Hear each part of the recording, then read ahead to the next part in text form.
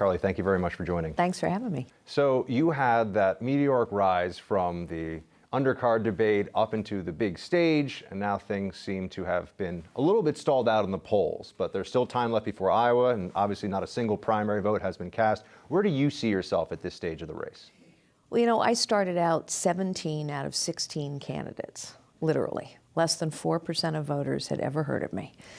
And everybody wrote me off. So actually, I have come further behind than any other candidate. And as you point out, not a single vote has been cast. So, you know, the media and the political establishment can argue about who's on what stage.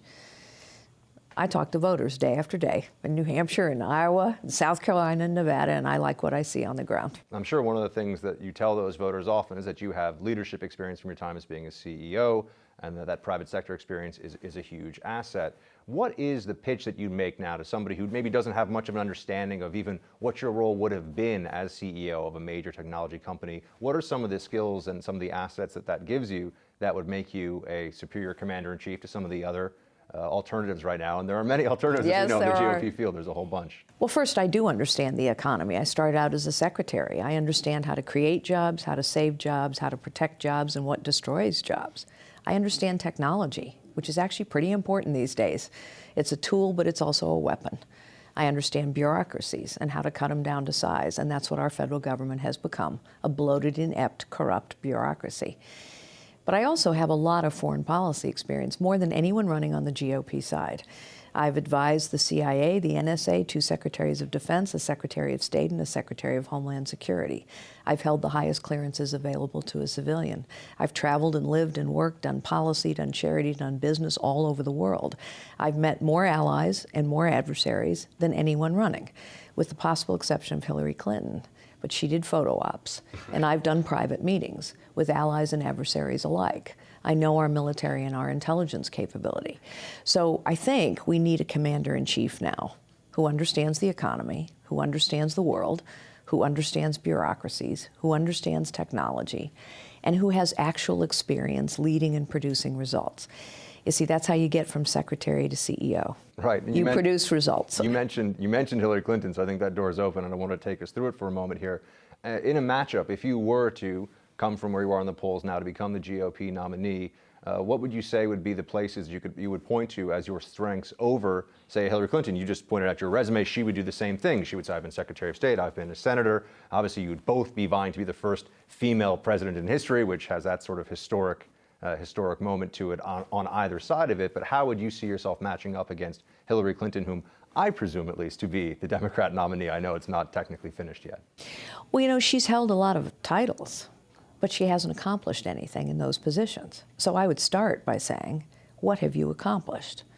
She has escaped prosecution more times than El Chapo.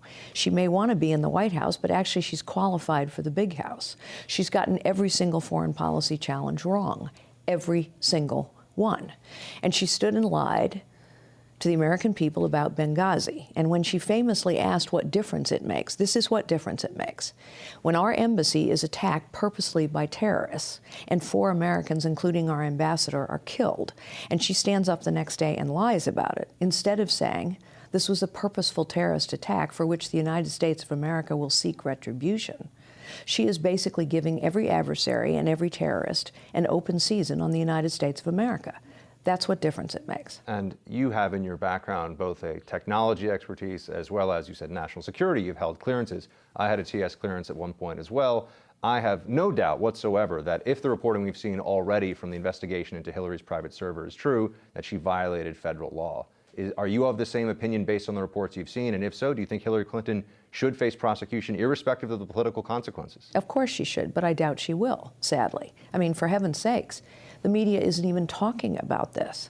This is a woman truly who has escaped prosecution over and over again. We've run out of gates to describe her scandals, whether it was Travelgate or Pardongate or Emailgate or Servergate or Benghazigate. Of course she should face prosecution. David Petraeus was indicted for something much less. But sadly, I doubt she will. And that's because politics has become a game for insiders.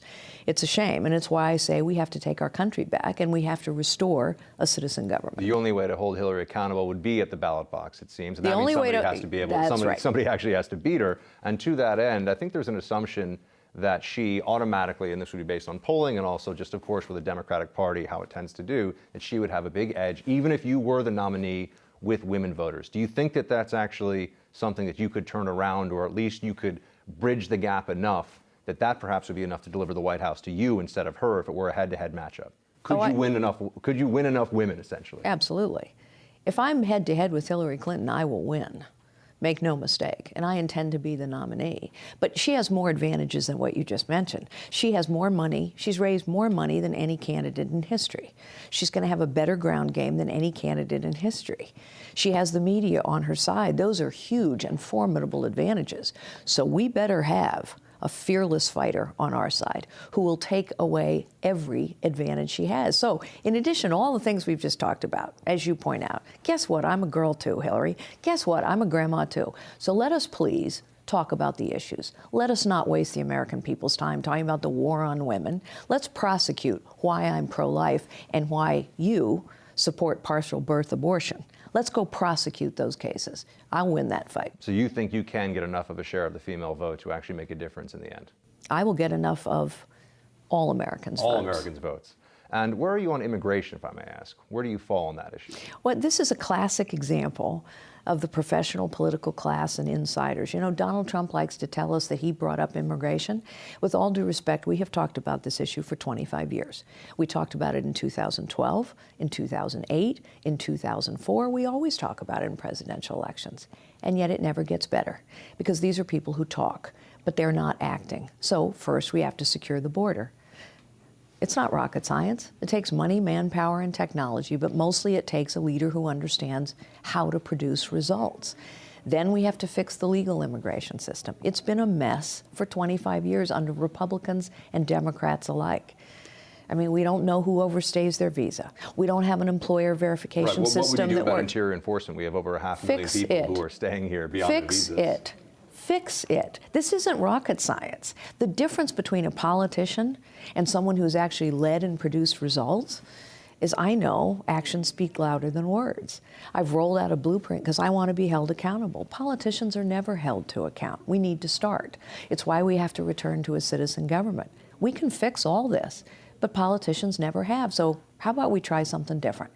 How about we return to what we were intended to be, which is a citizen government. How would you feel? I know this would be beyond your power, even if you were the president, but how would you feel about term limits? Is that something you would advocate for in front of the American people? Absolutely, we should advocate for term limits. Might be tough to get some of the members of Congress on board with that. Yeah, but let me tell you how I'm going to do that.